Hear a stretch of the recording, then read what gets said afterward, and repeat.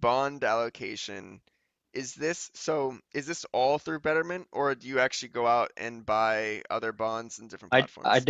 don't have any bonds personally, so I don't have anything non-robo advisor bonds, and I think my total net assets bonds is less than that right now, just because of the way my monthly budget has worked for May. So overall, I don't really know much about bonds, Right. and I just anything that I've allocated has personally has been stocks, and then either the target date funds or the Betterment savings has been Gotcha. the bonds. So this is like that 90-10, like 10 split of bonds versus stocks in like the Yeah, Betterment and the automated yeah, robo investment. yeah, Totally makes sense now. Okay, yeah, because I when you join these, they have this like risk analysis profile that you fill out some questionnaire things, and they'll automatically put you into one of those categories. But this makes total sense now. yeah, And then yeah, okay, so that said, 13% is bonds, and that's primarily done through the robo investments, or pretty much yeah, all done through robo investments. yeah, And yeah, there aren't any specific kinds of uh,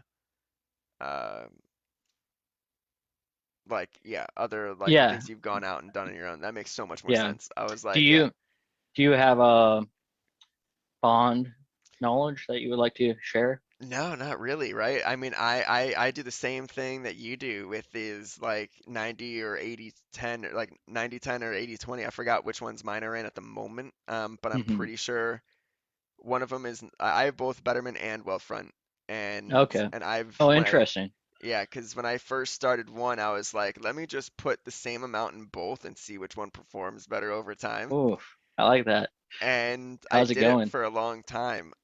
I honestly think that Wealthfront's done a better job. Gotcha. And it's not Betterment. I I think I'm crossing wires a little bit when I'm saying this, but one of them only was doing better because that initial deposit transferred faster, and that day that it transferred, it was a good day to put money in the market. Oh, gotcha. And because of that, it already had like a natural advantage Hmm. that over time just became more pronounced because at some points over the last few years, I've been doing both since I think 2017 in January. Yeah. Over the last 4+ years, um, I have I've been going through like bi-weekly every pay period, like you, to weekly to bi-weekly again. I've been switching randomly whenever it made Hmm. sense. Um, and just that immediate transfer with one of them, and I'm pretty sure Betterment. I think Wealthfront was a faster transfer, but I liked Betterment's UI better. Yeah, yeah. Betterment looked better, and I felt like safer with Betterment because it was It's polished. tricky.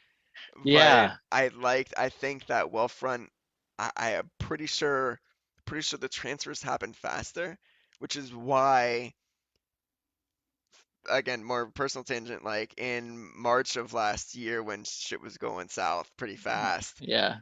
I also experiment with the savings for both. Yeah. And I love actually Wealthfront's cash savings account. I can't Interesting. recommend that enough either. I have the links for that in the description. I love that because I have all my credit cards being paid through that. And so I can Gotcha. earn interest. It's 0.35, or now it's zero point 0.1 actually, because they changed it. You was 0.35 interest on your checking account. So interest on a checking account is huge. Yeah. And so, sorry, so I have that.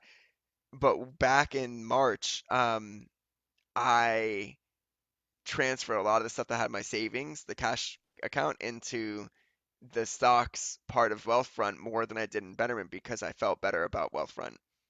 Okay, Um, interesting. and but at the end of the day, they're both so similar, Yeah. and they probably all invest realistically if you go under the hood, like in the same Vanguard ETFs or whatever they are. You Yeah. know, like they're all the same at the end of the day. But the I think that there's just some sort of small algorithm change between them where again, I think it was the speed of deposits in Wealthfront that just it shows like time in the market. It really is like the most Yeah. important thing. It didn't matter what they were doing, i- Yeah. intermediary, or whatever, you know what I'm trying to say. Um, Yeah. but yeah, so that's where I have would have my bonds as well. I don't know any bonds that I would have had outside of that. Yeah. But yeah, that was my it was my conversations. I was looking to like potentially see if you knew like, all right, well, how would you go? There isn't an app for bonds that I Yeah. know of that. I mean, I'm sure there is, but it's just like that's probably not as exciting as like a Robinhood type of experience. Yeah. Where you're just like, yeah, let me buy this bond that's gonna give me like 0.5% return for the next like 10 years. Yeah.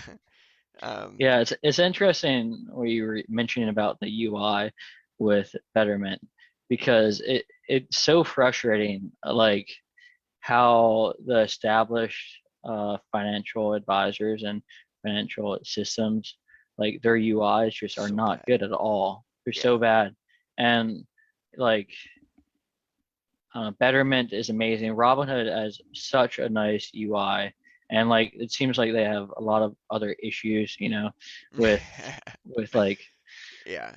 the finances and like being able to trade and having enough money on hand and stuff like that. That they're not like the best platform to go with.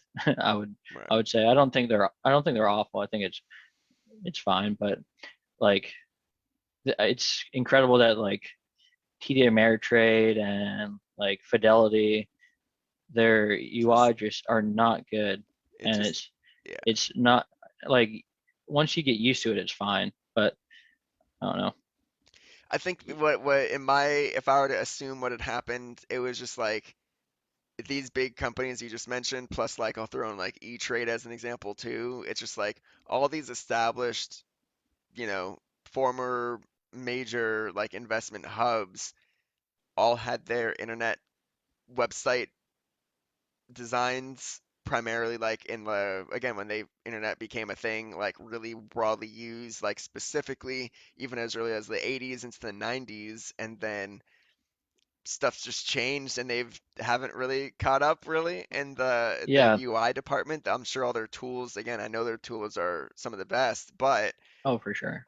Yeah. ultimately the visuals and the aesthetics, it's confusing and it's a lot. It's like a lot of sensory overload when you see it because it has so much to do in each of those platforms Yeah. that you kind of get overlooked. But we're at the robo advisor, it's just like, hey, give us money every couple X increment of time that you set, and we'll automatically allocate it for you. And there isn't as much control over buying and selling stocks, or it could be call options. I mean, Robinhood would probably be the most applicable comparison to a Fidelity or TD or E-Trade because of the Yeah. amount of stuff you can do in Robinhood versus like a Wealthfront or Betterment.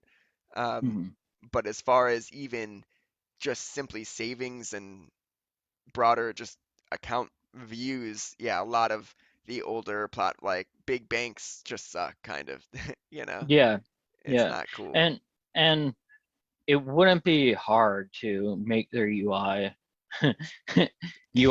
better. Like you just need like a small team of engineers work it out for like 6 months. Of course, I do understand that probably there would be a lot of resistance to it because they have a lot of existing customers. And Right, when you change any UI, even if it's overall better, right, it's tough to get used to it for a little while. right. So And if things you could have like break. somebody's been using TD Ameritrade for 30 years and then you all of a sudden make it look like Robinhood or something like that, then the customer experience, like there's a reason why they Yeah, haven't. But yeah, it's so yeah. frustrating. Super, completely agree. Yeah, I mean, I would assume the worst thing to happen is like things break. It happens over the weekend, then Monday's a crazy trading day, and nobody knows how to use their, Yeah, platforms. yeah, And then it's just like I could see that indirectly causing some sort of panic. Um, and then cryptos here. yeah, Speaking of, I don't think these are available yet on the big banks and like funds like or TD, E-Trade, Fidelity type of conversation. But on yeah. Robinhood you can. Um, Hmm. is that where you've purchased most of your crypto, or do you Yeah, also use other?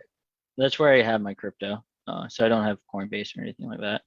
But yeah, I didn't know much about crypto.